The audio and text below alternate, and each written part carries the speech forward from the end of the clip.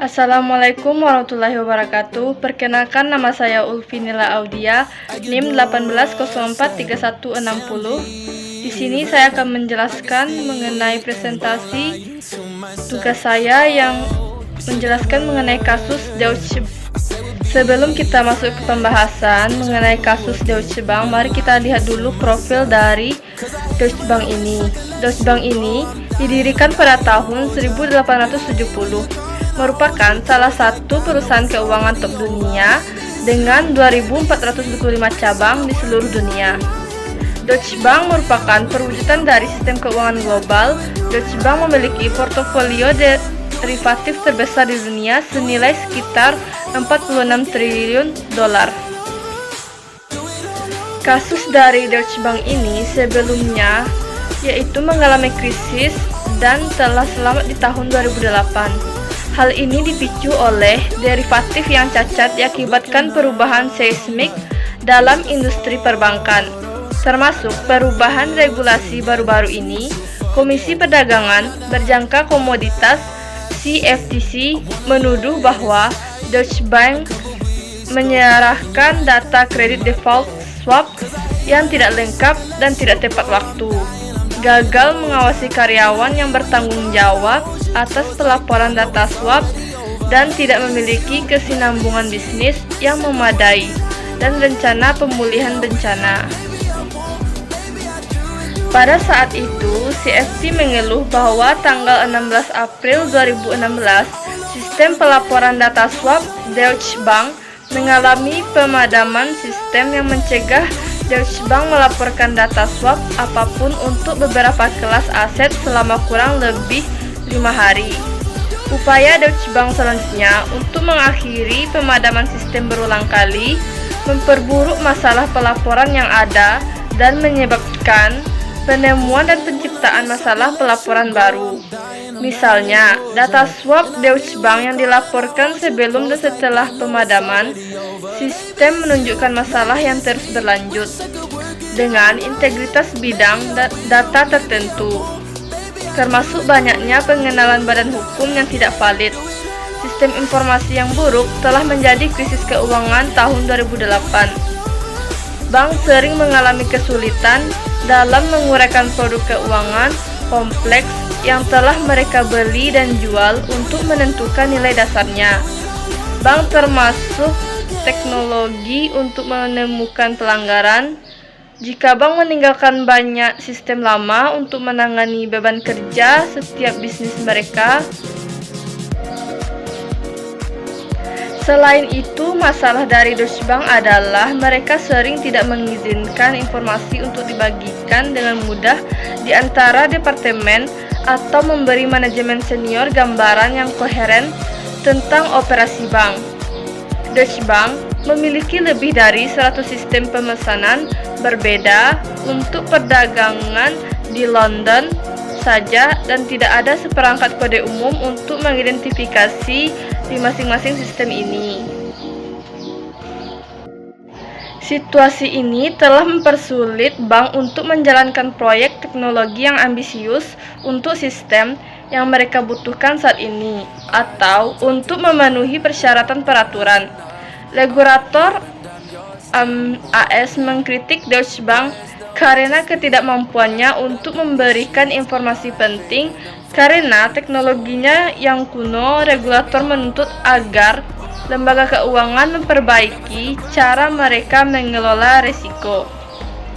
Deutsche Bank dan rekan-rekannya juga harus beradaptasi dengan pesaing teknologi inovatif baru seperti Apple yang sedang memasuki layanan perbankan.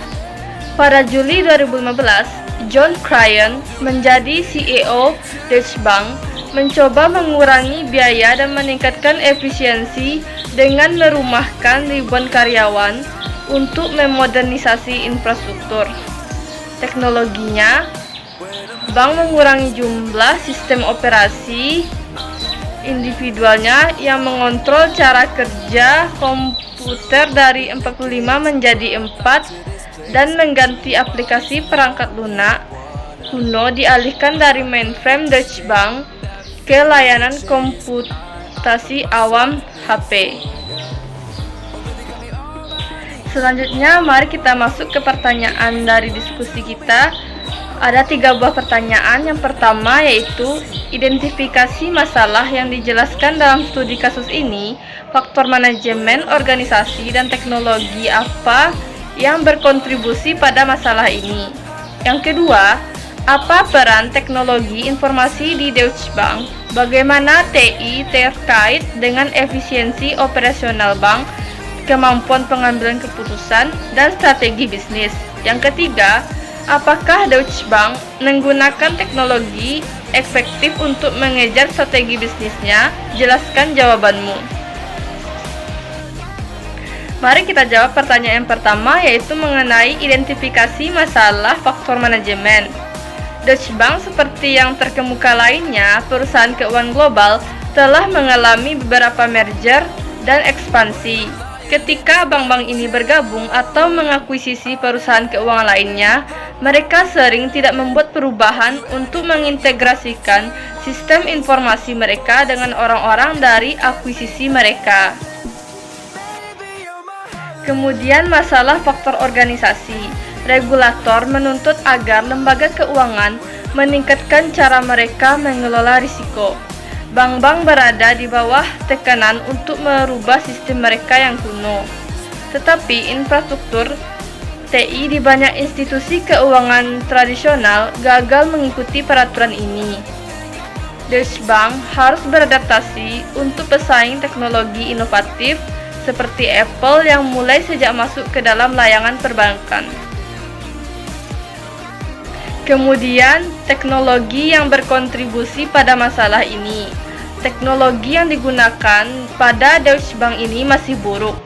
Deutsche Bank memiliki lebih dari 100 perbedaan sistem pemesanan untuk perdagangan di London saja, dan tidak ada serangkaian kode untuk mengidentifikasi klien di masing-masing dari sistem ini. Masing-masing sistem ini mungkin menggunakan nomor atau kode berbeda untuk mengidentifikasi klien yang sama. Jadi, akan sangat sulit atau tidak mungkin perlihatkan bagaimana klien yang sama diperlakukan dalam semua sistem ini. Langsung saja kita masuk ke pertanyaan yang kedua, yaitu peran teknologi Deutsche Bank. Dengan standarisasi dan menyederhanakan infrastruktur, teknologi informasinya, dan menciptakan teknologi yang lebih modern dan gesit platform untuk meluncurkan produk dan layanan baru.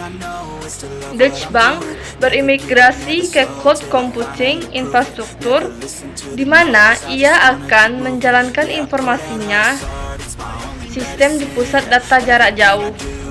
Untuk memodernisasi infrastruktur teknologi informasinya, bank akan mengurangi jumlah sistem operasi individualnya yang mengendalikan cara komputer bekerja dari 45 ke 4 komputer, ganti sejumlah komputer yang sudah ketinggalan zaman, dan ganti aplikasi software yang sudah kuno.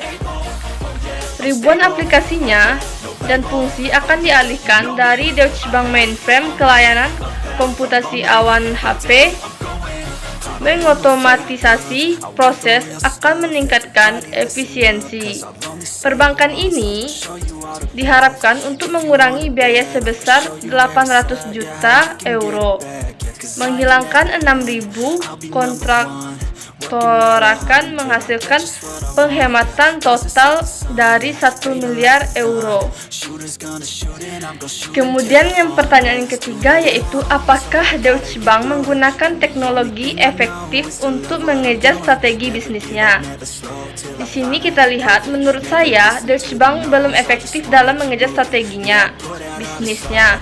Hal ini dikarenakan kekurangan teknologi informasi, di mana inovasi teknologi keuangan, keamanan, ketahanan teknologi informasi, dan implikasi teknologi dari perubahan peraturan sekarang semuanya menjadi masalah penting bagi Dewan Direksi Bank, tetapi banyak yang kurang memiliki pengetahuan untuk menilai masalah ini dan membuat keputusan yang tepat tentang strategi investasi dan cara terbaik untuk mengalokasikan teknologi sumber daya.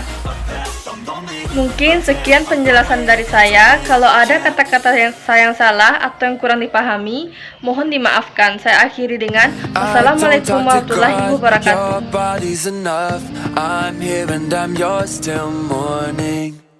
There's no need to speak, wrapped up in these sheets.